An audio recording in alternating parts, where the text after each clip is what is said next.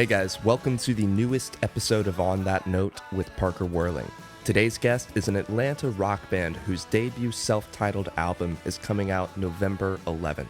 I actually met the frontman Atticus because he works at a record store that I go to called Waterloo Sunsets. Before we get the episode started, please make sure to like and subscribe to the podcast on Spotify, YouTube, and Apple Podcasts. Don't forget to follow me at Parker Whirling and at @onthatnote_podcast on Instagram.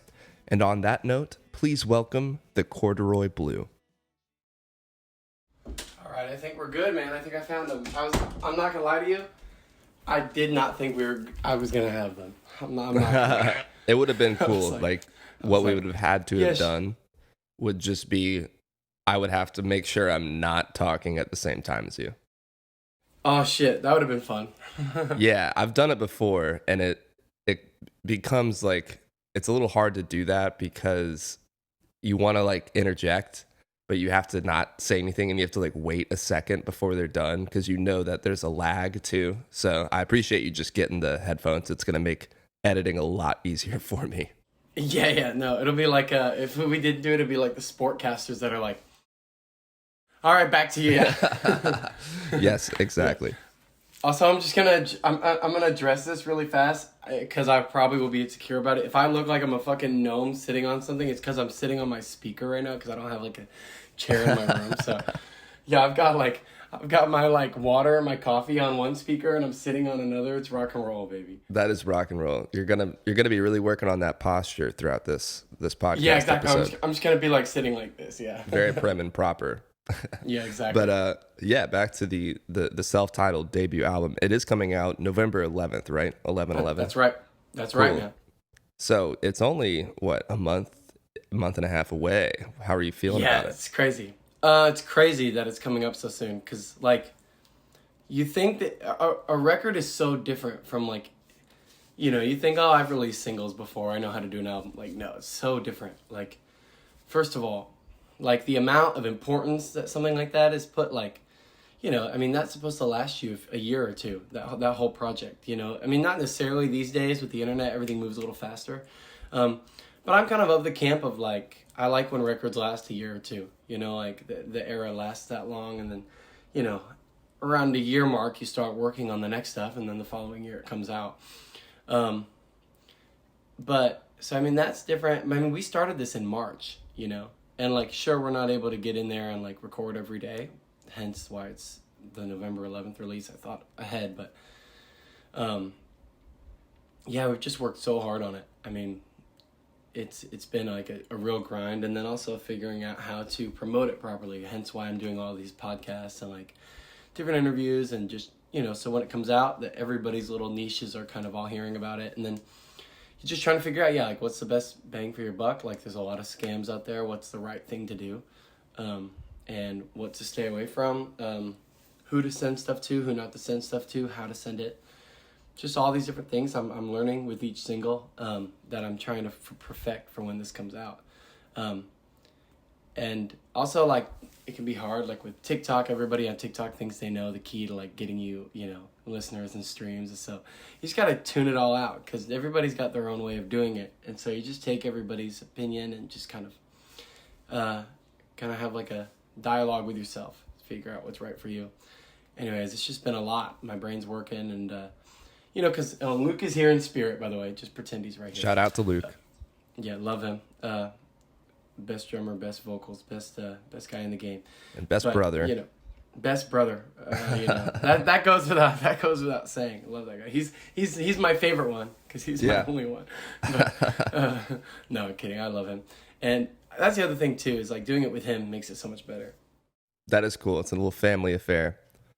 You were saying something about having to, figuring out the way that it works for you when it comes to the recording and also the marketing process of it. Yeah. What have you found has really worked for you guys, and what have you found that you're definitely not going to do next time?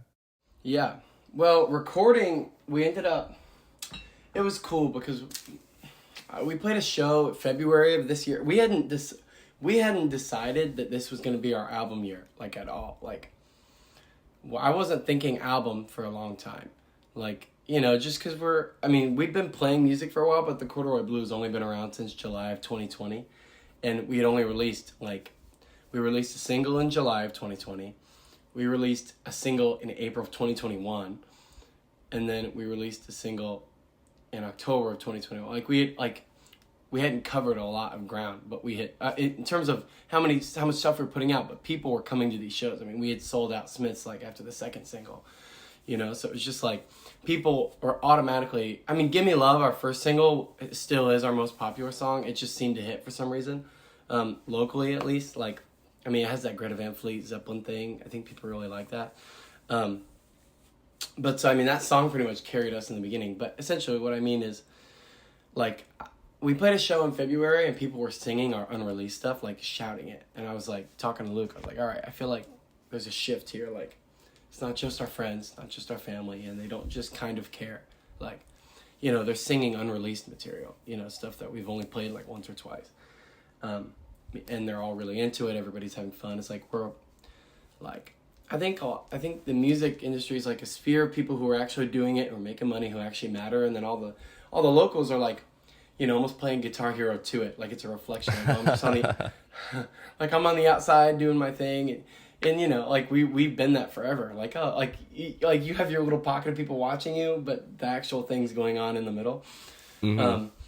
And I feel like for the first time, just with the people that we've been able to play with, and this type of stuff we're making, and like, I feel like we're in the circle, but we're just like the freshmen in the college kids game. Like we're in it. We're just so young in it still. And so I think because I felt like we were going somewhere and kind of graduating from, I mean, we have people who know us from all sorts of different places, and especially in Atlanta, like, people really like what we do. So we just decided, hey, let's make the record this year. I feel like people are excited about it. They want the material. And, like, these songs are already a part of, like, people were talking about Dreams and Nightmares in January, and it didn't come out until September, And so, I say all that because I had decided before I made a record, you don't always get to make up, like, I want to do it this way. Usually it doesn't end up turning out that way, in life, just not how it usually works.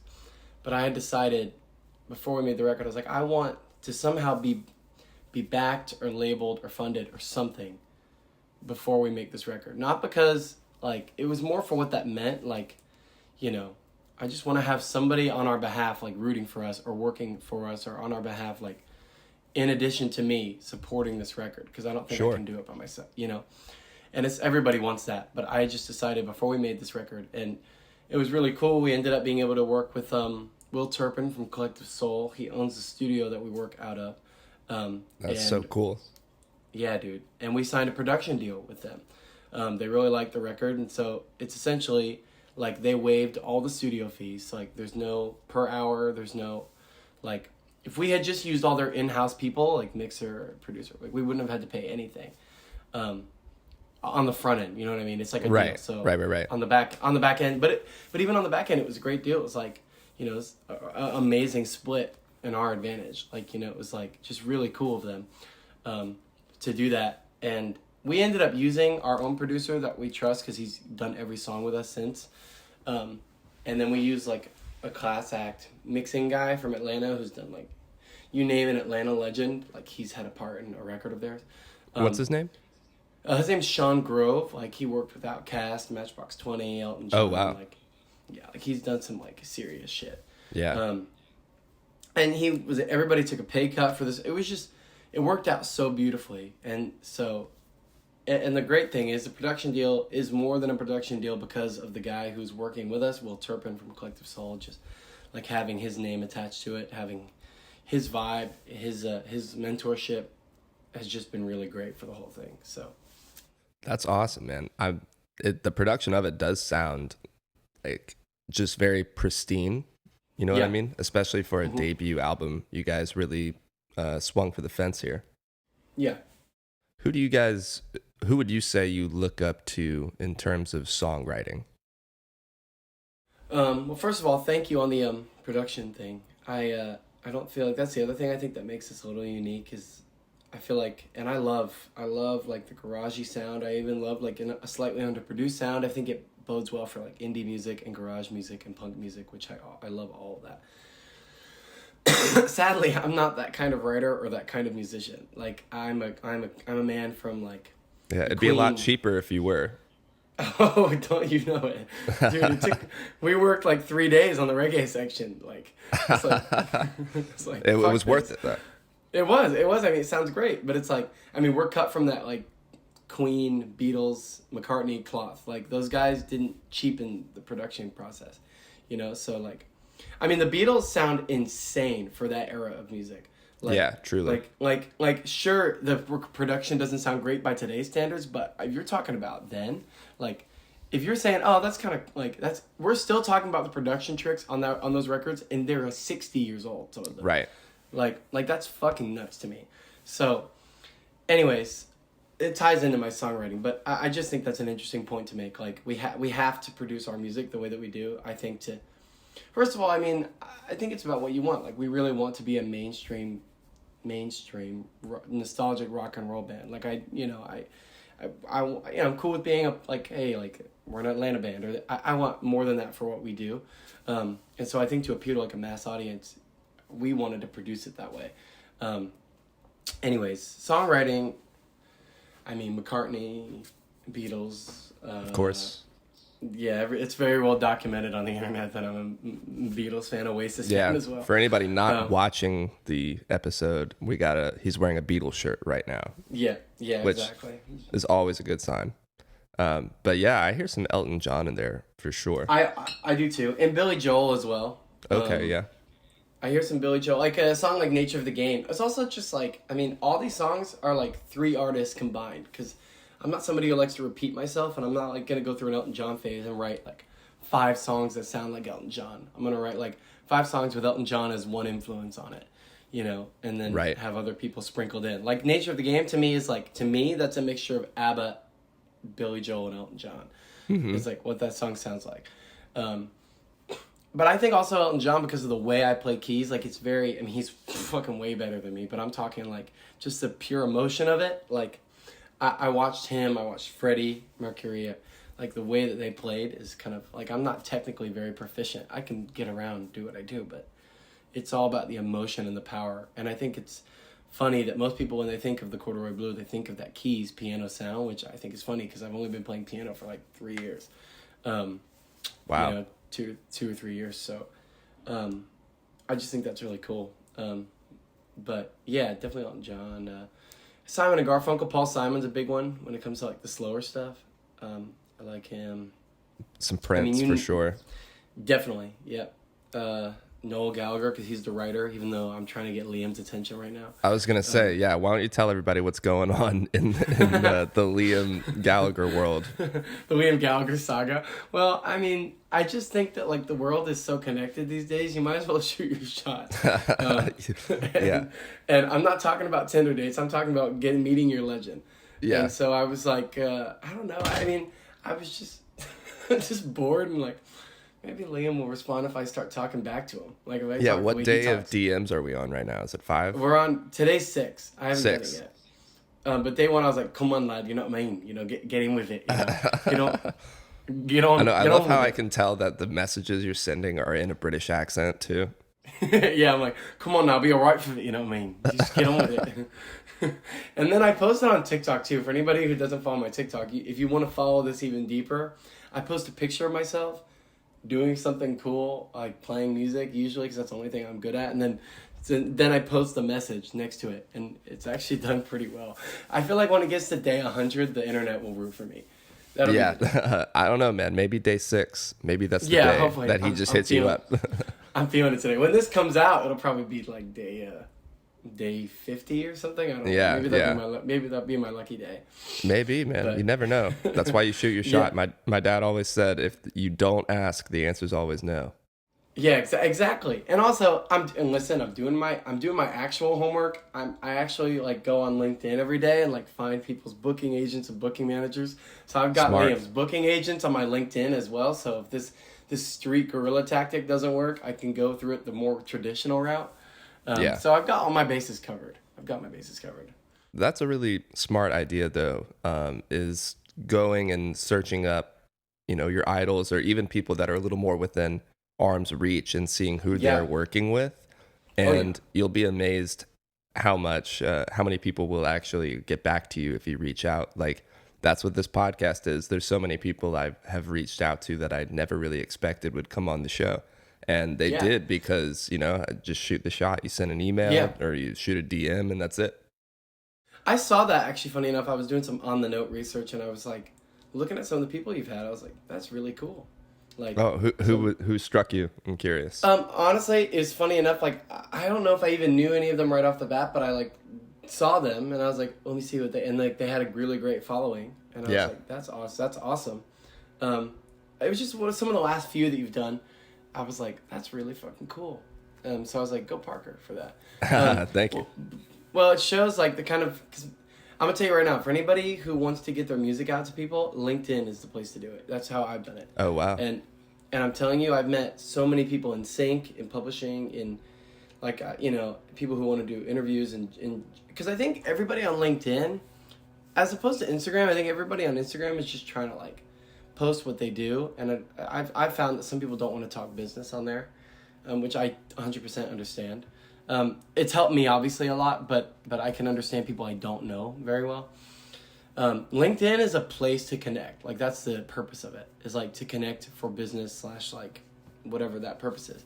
So they're a lot more likely to answer you because like, why else are you on LinkedIn? You're not trying to like post your vacation, like they're there to connect and talk. And so I find I get a way better response. And like, the sync and publishing company we're using right now for our 4 singles came from LinkedIn for our first 4 singles. And then, some different opportunities. I've had the pleasure to make like a song for a film that is still in the works through LinkedIn. Oh, cool. Or like, like some really cool different things that all come from like me just shooting my shot, like you said. And if they don't respond, I just go and connect with new people. I mean, it's not like it's not a very big deal. Like, but to your point, like I look at Liam Gallagher's management team, like I don't remember what they are, but it's something different than usual. So I went and like looked up that team, that management company, and like started following like the assistant advisor or like the not even because I necessarily need the assistant advisor and me to talk, but like if I end up getting in touch with like the A&R or the like head of management and me and the assistant advisor have connected, they're more likely to open my message because they've seen that we have mutuals in that way. Right. I mean, so that makes a lot of sense. Yeah. It's like, I mean, if I had requested to follow you, let's say you're private, and you saw we had like 45 mutuals, you're more likely to follow me. Yeah, even if I don't know you at all. Yeah, because you're like, okay, this guy's probably cool, and he probably knows people that I know. And if we met in person, I'm sure we would get along because he's friends with all of these people. That's just how the world works. It's all about... I've noticed that with the mutual thing. I try and, like, if I'm trying to meet people important in the industry, like, I'll use, like, mutuals that I have and, like, who they follow and see if there's anybody important on there that I think I should meet or talk to. And you usually do it that way because we've at least got that mutual, if not more. Right. So it's just a cool little strategy I like to use when it comes to promo and marketing. Funny enough, it answers your question about like what works for me. I find that marketing tactic has worked pretty well. Like just because one-on-one interaction seems to work the best. I mean, you can post something out, but until you're like fucking at a point where like you can post it at mass and people really care, it takes a lot of followers to get to that point. Yeah. Like right now, the best tactic is like just sending interactions in this way. And you need to post mass, obviously, but I think one-on-one interactions really do help you get better what you want at our stages. So. And the Instagram algorithm is changing every day. So I know, it's like if you post something, like 8 people might see it if you're lucky. I can't keep up, exactly. But if you shoot a DM, people are going to get it, and it's going to feel a little more personal. Exactly. Or like, you could post a picture of your cat, like, with the bird, and it'll get 3,000 likes, and then post your like latest show poster that you worked blood, sweat, and tears on, and it's like your biggest show, and it's gonna get like 45 likes. Yeah, you're like your mom likes it. Yeah. That's about it. I will say though, I do want to break a stigma that I think is important though. Like, even though I just said that, pause. 45 likes, 45 individual people have seen it, registered, decided that this was important enough to like.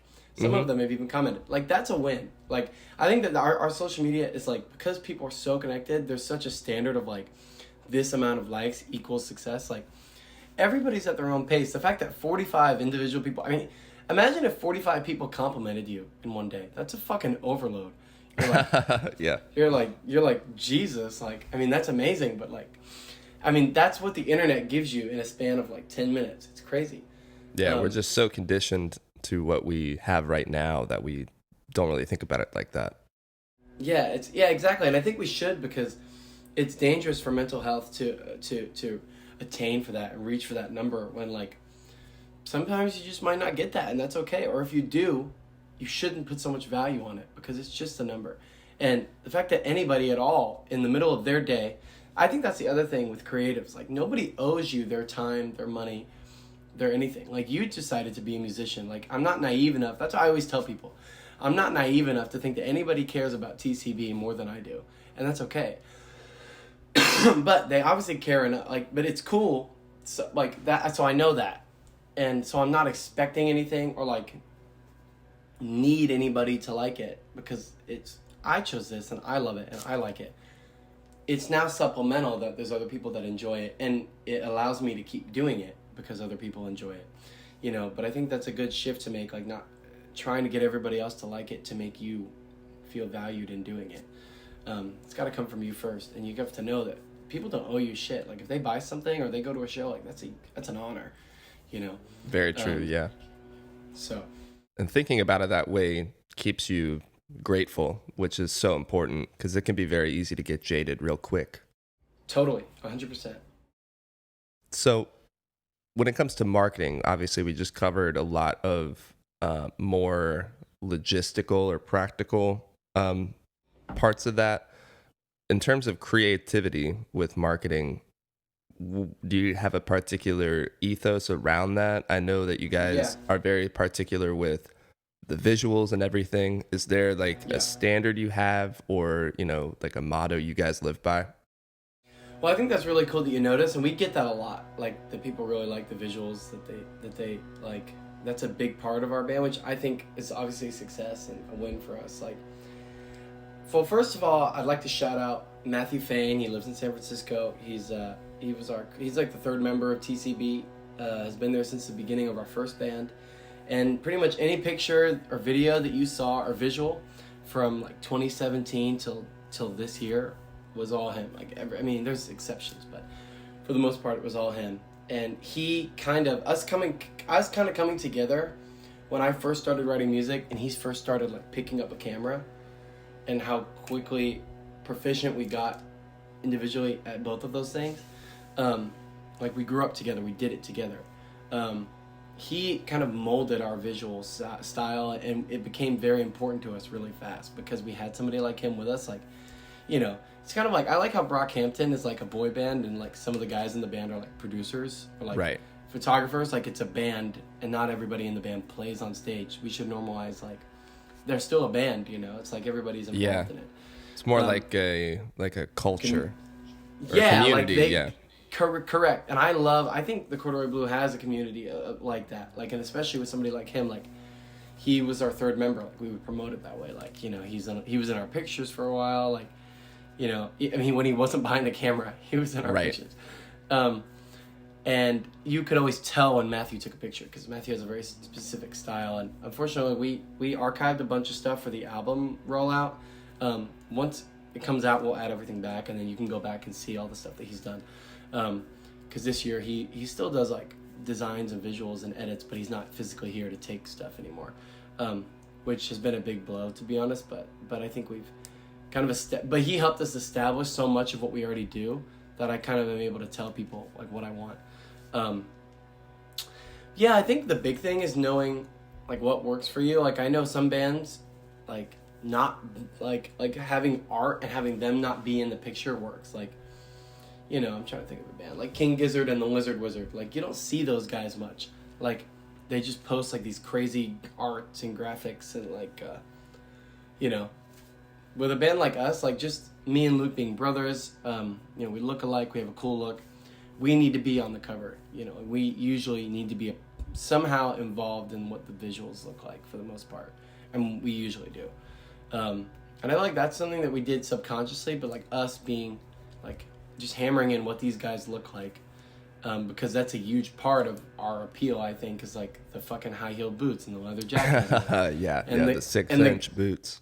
Yeah, and the ripped drummer wearing a tank top. Like that's a huge part of our appeal live, especially I think, is like that you're gonna get a show. You know, that you're not just gonna hear music.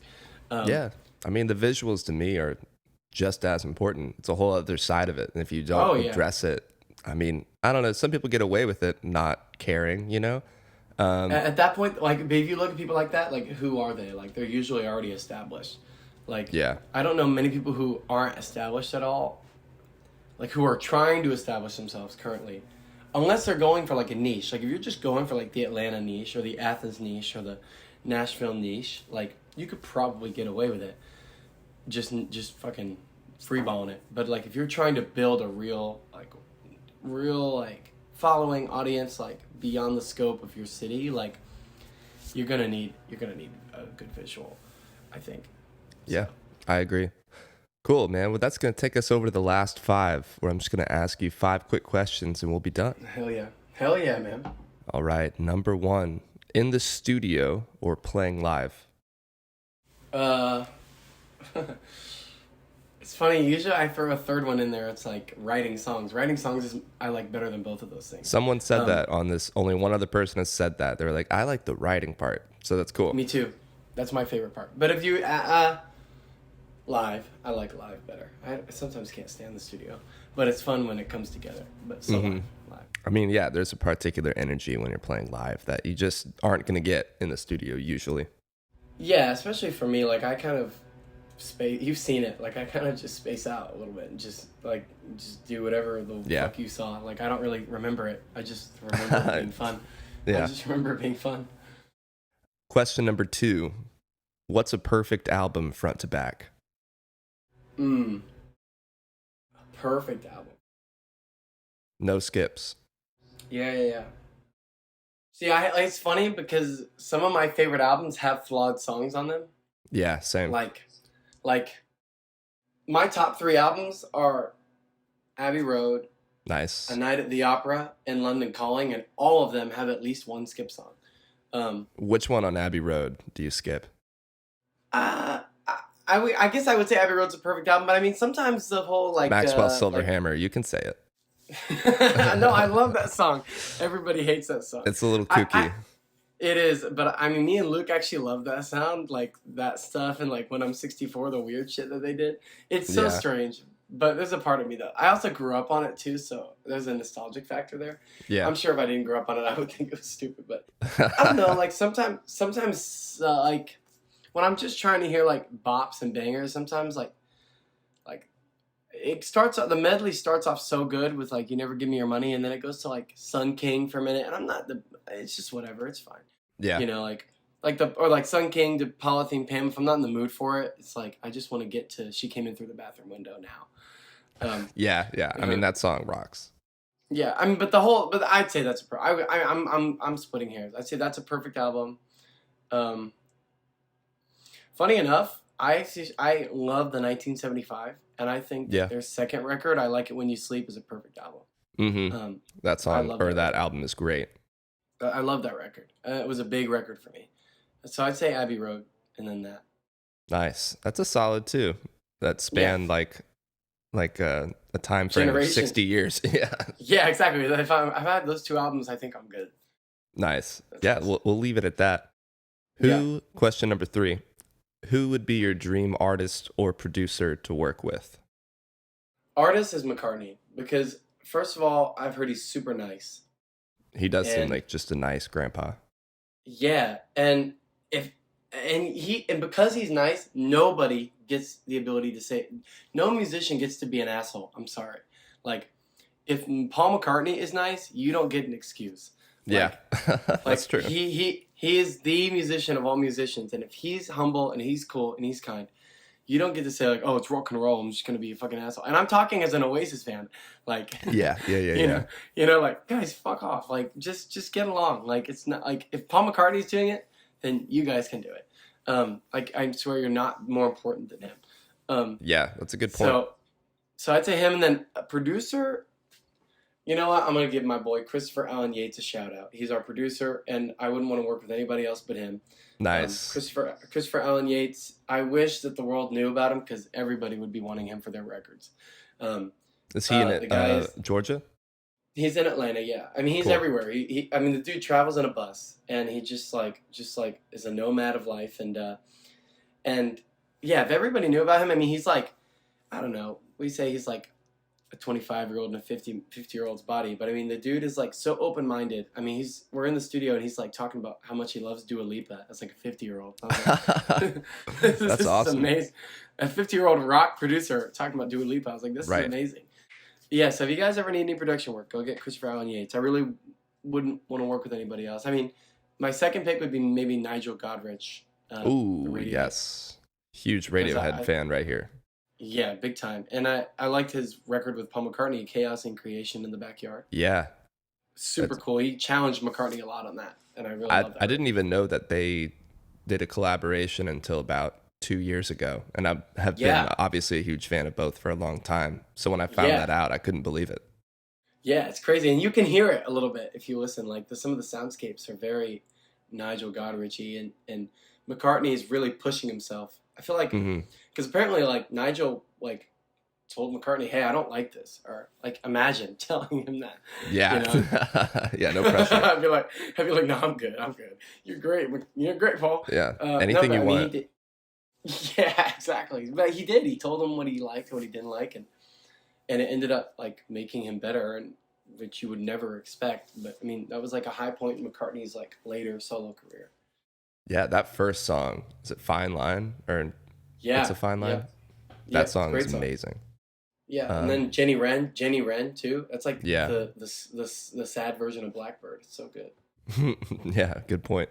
I wrote a couple of people I'd love to see you work with. We already talked about him a little bit. Maddie Healy. Yeah. Oh yeah. That would be cool. I would love that. I also thought Jack White would be interesting. Yeah. Seeing you guys at Third Man Studios. Yeah, totally. That would be awesome. I think he'd like it too. And then the last guy I never actually really heard of, but I was thinking some sort of Nashville producer. And it's this guy, Dave Cobb, who's done like Chris Stapleton, Dawes, and Jason Isbell. And I mean, those are just 3 out of 100. Yeah, sure. Somebody that really gets that Nashville, almost like country twang sound, but with you guys. Yeah. Did you hear that song, "The Death of Me," that was on? Yeah, that was there. It reminded me of Act Naturally. Yeah, I knew you would get it. Yeah, that was what we were going for. Yeah, that song rocks. You guys definitely like paid homage to that. Yeah, that was the goal. I mean, we listened to that song, came up with that weird riff, and just said, "Fuck it, let's go." And Luke sings that. I don't know if you can. I was gonna say that sounds not like you, so I figured it was Luke. And I remember you telling me that he had a song that he wanted to throw on the album. Yeah, and I mean, it sounds great. It's such a. I want to pause on that really quick because I love that song and I want it to get a little due. Like the record that I wrote is like so serious, and I want it to be a hit so bad you can hear it. Like every song is just like trying to be a single in a good way. Yeah. And that song is such a refreshing piece on the record because we're not trying to do anything. I think it's a great song. I think it's a hit in its own right. Super fun. Yeah, but you can't help but smile when you hear that song. Like that is a total intermission from the seriousness of the record. I was laughing listening to it because it's just it's just a funny fun song. It's not trying too hard or being serious or anything. No, and you're like, what's also like these guys. I think sometimes when you hear a song, it's like that's their sound, and they're going carving their sound, and like that song's not our sound. Yeah, but I mean, it was so fun to do, and so it's like, what is our sound? That's the point of the record. Is every song is so different. That's the point. What are they? Who knows? Let's go to a show. Yeah, that's the point. I mean, it does fit in with the album, which is interesting because it does. Sure. It sticks out, and yet it fits in at the same time. Fits in. Well said. Yeah, totally. Question number 4 here is, what's on your musical rotation right now? Ooh, right now. Um,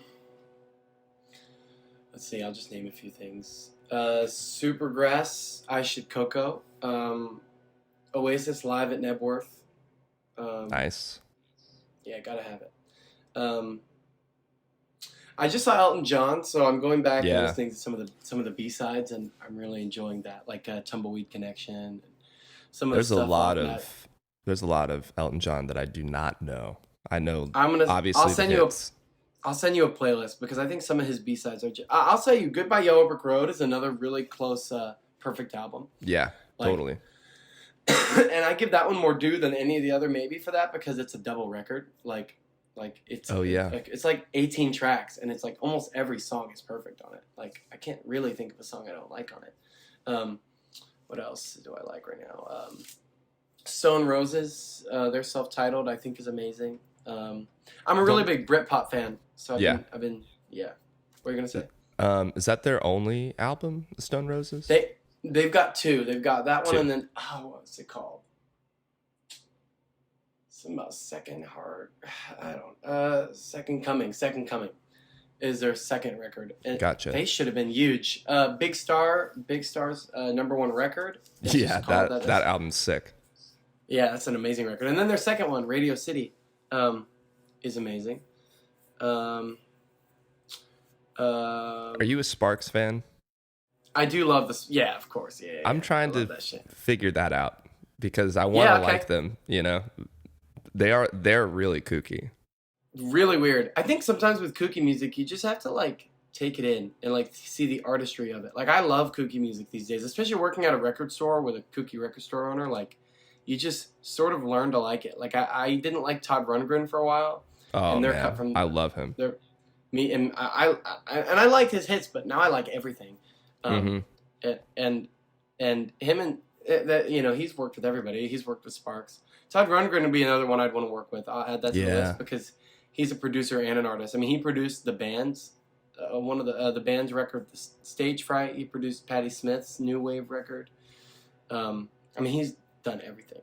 He helped the Lemon Twigs, which is another band that I love. Ah, yes. I was trying to remember the band that y'all's album was reminding me of, and definitely the Lemon Twigs. Yeah, because it's like cut from a very nostalgic cloth like that. Yeah. Like, you hear some stuff like, I mean, anything these days, like, Borns or Big Thief or whatever. Like, you can hear like how they'd be like, oh, I was, inspired by this or that, or like an 80s song or a 90s song. But it's very today sounding. Like, with our record, besides how quality the production is, like, those songs could have been written 40 years ago. Yeah. A lot of those songs could have. So I think it's similar to the Lemon Twigs in that way. Yeah, the guy who produced my EP I just put out, he has worked with the Lemon Twigs a bunch, and he like really hits that kind of old school tape, record to tape, power pop, Phil Spector kind of sound. Did you record that way, or did he just? Yeah, we recorded to tape at his studio in Philly. Yeah, so shout out to Rubber Band Gun, Kevin Basco. He's the man. Yeah, you guys would have a great. I should have written him for a producer to work with. He's awesome. Well, you should send him the record when it comes out because I think he'd probably like it. Yeah, totally. Yeah, if you guys are looking to like go somewhere and make an album, you can go to Philly. Yeah, definitely.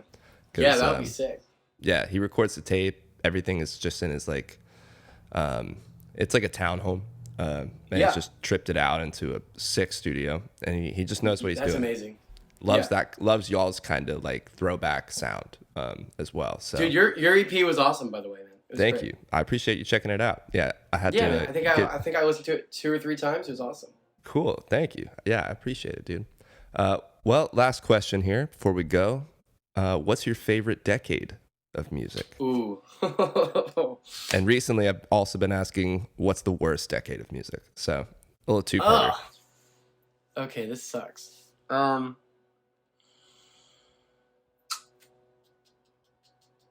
I have to think. I have such a hard time answering this question, so I'm gonna go ahead and cheat because I'm gonna give you because a decade is 10 years, right? Yep. Yeah. Okay. Are you going to say So like 65 to 75? I'm gonna say 66 to 76 is my answer. Nice, specific. Because you get from Revolver to the rest. I mean, the Beatles to me are just worth it enough to have the 60s in there. Yep. But then you get like the psychedelic stuff. You get the Kinks good stuff. You get like you get Zeppelin's first record. You get Sabbath's records. I mean, you get all of Zeppelin's records, all of Sabbath's records, all of Queen's good records, all of Elton John's good records. All of you get Stevie a Wonder. year. Yep, you get a year of ABBA. You get some ELO. You get Prince's early records. Yeah, I have to agree because part of me wants to say 60s at times, but the reality is I don't listen to anything before 65 usually. Yeah, exactly. So unless you're like at a party, like trying to Yeah. do, like old rock and roll. Yeah. But then, 70s, I'm like the late 70s, I don't really listen to as much. So it really does hit that 66 to 76 is the Yeah. sweet spot. I also think, I mean, that era of music is golden to me.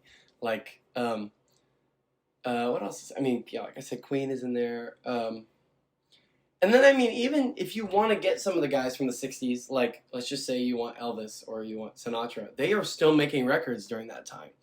Like, Oh, yeah. That can still scratch that itch. I'm sure Chuck Berry's still releasing stuff. Little Richard is still doing things in 66. So you get Simon and Garfunkel, you get Paul Simon's best stuff. Yeah, that would be my favorite. I can't really think of, actually, I can think of a really bad two. Here's the thing that's tough is, like, I think what defines a bad decade of music isn't if good music came out during that decade. It's like if the prominent music of the time was just not very good. Right. Because every single year had good music that came out. Totally. And every single year had like trash too. Yeah, exactly. You're just thinking, well, everything we just mentioned is 66 or 76. It's not like they were digging for that. Those were the hits. Right. That was what was popular. So that's why that's the best decade.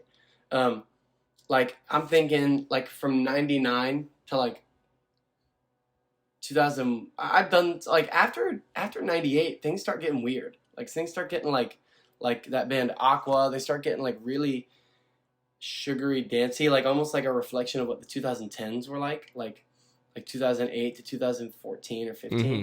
Like first of all, that's a terrible era of music in my opinion. What? Like, 2008 to 2014. If you're talking about the hits, like Yeah, I gotta remember what they were. 2013 was a little rough. I remember seeing the other day, like the hits. It's like I feel like things didn't start looking up until like 2016. You started getting like more bands and like more really great. Like I don't know. I feel like for some reason, with the rise of the internet, ironically, nostalgia got more popular, which I think is funny. Yeah. Like with the rise of like social media and like girls with like sunglasses on and cigarettes, like old music got more popular. Like because like in the beginning, like Tumblr. with all that music, like in the beginning, all you were getting was like stupid like cat videos and parody videos on YouTube, and it was like TikTok by Kesha or like a Pitbull song. It was like that's what was or Teo Cruz's Dynamite or like Usher. Which like no shade. I mean those songs. I was gonna say the song still slaps. Those songs built me, but I'm saying in terms of like what I personally like relate and connect with, like it seemed like with the rise of the internet and like how people are just like so enthralled with nostalgia and like going back to the past. I mean, there's more. If you go on TikTok, there's more videos of like somebody going, "Allow me to introduce Led Zeppelin to you," like, and like have their like rise tops, skinny jeans, and like their albums and their CD. Then you're gonna get anything else like that, like the cat video, like the weird parody things that you used to get in the 2010s. So I'd say 99 to whatever it would be, 2011. I think that's pretty fair, or like 2008. I'd say that because like you're getting a lot of like no shade against like some of those like boy band pop bands or like the weird dancey music that was happening. It's just not really my thing. Mm-hmm. And again, there's amazing indie rock bands that came out in that period of time. I mean, there's no real so it's hard good for me to answer. Say. Yeah, there isn't. So I just have to decide like maybe I actually would say like 2006 to 2016. Or like 2013 3 to 13 or something. Not Yeah. that excludes, because I mean, Oasis put out some really good records in the 2000s. Coldplay, obviously. Yeah. Muse, Ween. Even Radiohead put out In Rainbows in amazing records. 2007. That's Yeah, like so my favorite album of all it's time. yeah, it's like, so I can't necessarily say 2007 because I can't take that record out. Or like, yeah, I mean, they put out Kid A in 2000. Yeah. Daft Punk was coming. Like, there's some really great records. Absolutely. So that's what makes it all, like, you take the shit with the good with the bad. But I guess what I'm saying is, like, you weren't hearing in 2007. I don't think you were hearing In Rainbows on the radio constantly. I don't Yeah, no, probably not. So it's like, I guess that's what I'm referring to is like what was happening, what was big. I guess I would say like the mid 2000 to the early 2010s would be my answer. That's funny because I have the same idea of, when I'm picking what the worst decade is, it's because of what is being played on the radio constantly. And when I think of the 80s, I think of hair metal, and I don't want to hear it. So usually I say 80s, but people want to crucify me when I say that because they're thinking new wave and any of that stuff. And my first thought is always Journey or Motley Crue or whatever. Yeah, exactly. Yeah, no, I hate that era of music too. Like Bon Jovi, that Poison, that shit's not my thing. I don't understand how that got popular. Like I just don't get it. Def Leppard. Yeah, it's not my thing. And listen, respect anybody who it is their thing. I love you, and I love that for you. If you like TCB, you're probably not gonna like that unless you maybe you can hear it and Give Me Love a little bit. I'm not sure, but but I mean, even then though, you have Van Halen, I think is great. True, yeah, Van Halen was sick. Van Halen's sick, and then that's pretty much it when it comes to hair metal. I don't even like AC/DC's 80s stuff post Back in Black. I mean, I might get hate for that, but I just don't really get it. I honestly only like them with Bon Scott, but I think Back in Black's just such a good album. Yeah. But when I think of 80s, I'm thinking Blondie and the Smiths and the Cure and right, the Cars exactly. and Depeche Mode. Those are all sick. Those are all amazing records. Don't forget McCartney coming out with some cool stuff in the 80s. Prince. Stevie Wonder is still putting out cool stuff at that time. But I would say overall the 80s seem to get skipped when you're looking at decades people are trying to emulate right now. Not musically, I'm more talking style and culturally. You're seeing a lot of 60s and style. 70s. Yeah, 60s and 70s and 90s. It skips. That's a good point. I think is kind of interesting. I feel like the look was a little cheesy, and it's fun to do at a themed party, but it's not very. Yeah, it's not very powder. It's not very. There's not a lot of longevity. I would agree. Yeah, 70s though, 70s and 60s definitely. You get a lot of people emulating the fashion. Well, because I think I think the 80s was so bright and so bold. It's it could only have worked in that time. I think some people will do it and get away with it now, but it looks kind of campy, and you're like, all right, whatever. I think the 60s and 70s was so kind of subdued. It combined the mountain man with the fashionista, and you'd have a cool leathery jacket with drapes, and it was it combined a lot of things that I think are still relevant. And you also can't really explain why it just wasn't as bold. I don't think I had more of a grassrootsy feel. I think that's more emulatable and more palatable for what today looks like. So it's interesting. But the 90s though, then it came back with the 90s. You have leather jackets and ripped jeans, and the 90s were. I also have this opinion that the 90s were just the 60s flipped around. Right. Definitely. It's the sister to the 60s. Yeah, exactly. The 80s and the 2010s are somewhat the same because of the dancey feel, kind of bold, kind of. And then you have 60s, 70s, 60s and 90s. It was even the Nirvana. You name the band, they were into 60s music as well as punk usually. It was Nirvana and Oasis and Supergrass and Pulp and Ween and even Pearl Jam. Things like that. They were all into that stuff. Pavement, all that stuff. Love Pavement. Yeah. So I don't feel like right now.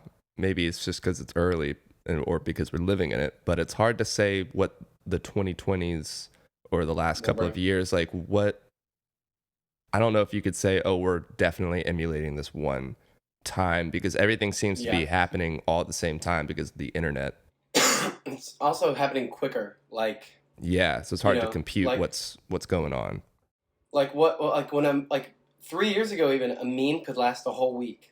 Now it lasts like 4. Like, who wants to see Adam Levine shit right now? Nobody. Dude, like, oh my God. Yeah, I mean, that already feels like a lifetime ago. Yeah, exactly. But like for those 3 hours, everybody was loving it. Like, who wants to talk about Will Smith and Chris Rock anymore? Nobody's talking about that. But Yeah. for like 2 full days, and that was a long ass time because it was such a big deal.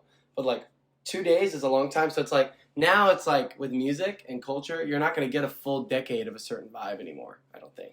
Like, we had the house music period where like Drake and Beyonce. People releasing house music. I don't see that lasting more than like a year or two. I think in LA it's doing its thing, but like people are just gonna keep doing new different trends, and because the internet doesn't have the patience or the palate to like listen to consume a whole bunch of something for a long period of time. Yeah, that's a good point. I never really thought about that much. But yeah, everything's happening so fast. You can't really pin something down and it become the fashion or the whatever for, even more than a month or so. Yeah, it's weird. It's like, I mean, so that's why I'm surprised that people are still like, kids are still into Led Zeppelin after like years. I mean, but that's also I think that no matter what you're into, I think your ear, if you're into like certain music, like good music is good music. That's why I think music will last more than anything. Like, fashion, I don't know. It just seems like music of all the things, movies are like this too, I think. Like a good movie's a good movie. But like music, if you like, I see a lot of like funny memes about like hating on the Beatles, and it's like, they sound like chipmunks or whatever, but like, I'm like, shut up, guys. But like, if you listen to the stuff that they really cared about, like, I'm thinking like, I mean, I actually am a huge fan of like A Hard Day's Night. That record's amazing. Yeah. Me and my buddy Jacob Martin, he lives out here. He's like a producer, graphic designer, does whatever you need. He does it. We do like a Beatles cover a year, like an album a year. Like we just do our own takes and spins on a full record, and we take like an EP and put it on Spotify. We have a Sgt. Pepper EP out. We're called Mall and McCartney. It's funny. We just did it. I didn't know that. That's cool. Yeah, I'll send it to you. It's like a Sgt. Pepper EP on Spotify, and then the whole thing is on Bandcamp if anybody wants to buy it. But we're gonna do a Hard Day's Night. We're gonna do a Hard Day's Night this upcoming year, because I don't feel we wanted to start with records. Obviously, people know Sgt. Pepper, but I feel like people just know the cover. They don't like actually know all the songs on it. Right. And with a Hard Day's Night, I mean, people know that song. That's pretty much it. Like, and I think that record is fucking awesome. And so. Like the back of the record is kind of something I've had to do some research on and like learn because I didn't really know it growing up. But I mean, the first half of that record, you've got like A Hard Day's Night, I Should Have Known Better, and I Love Her, If I Fell, like Can't Buy Me Love, like all like in a row. It's so yeah. I have a guitar student who loves the Beatles, and the first song he wanted to play, I was thinking, it'll be Let It Be or Hey Jude or something like that. He's like, I want to play If I Fell. I was like, dude, let's go. Like, let's get rocks. Yeah, that's amazing. That song starts weird as fuck too. So I know, yeah. And he learned the whole thing, and he's sick. I'm like, this kid's got good music taste. That's amazing. But yeah, dude, Atticus from the Corduroy Blue. That's our time here on that note. We pretty much did a whole hour. Dude. I appreciate you giving your time. Yeah, dude. Thank you so much for having me. This is great. We should meet for coffee and talk just in general more. Yeah. Let's do it. Maybe one more coffee sesh before the album comes out, November 11th, right? I would love it. Yeah, November 11th, baby. That's it. 11/11. And when is the album release show at Smith's? It is also 11/11. Okay. Same day, baby. We're just gonna make it a whole party. And fun fact for everybody who's listening: 11/11 is also National Corduroy Day. I shit you not. Hey, yeah, that's right. We were talking about that. That's awesome. Yeah. It was meant to be. Yeah, it was, man. It was. Cool. Well, Atticus, thank you again for coming on the show, man. It's been a blast talking to you. Parker, thank you, man. And hope to talk soon, bro. Yes, sir. All right, dude. I'll see you later. Peace. Thank you again for joining me for another episode of On That Note with Parker Whirling. If you haven't yet, please make sure to like and subscribe on YouTube and Apple Podcasts, and you can even leave a comment down below to let me know who you're listening to. On that note, I'll see you guys next time.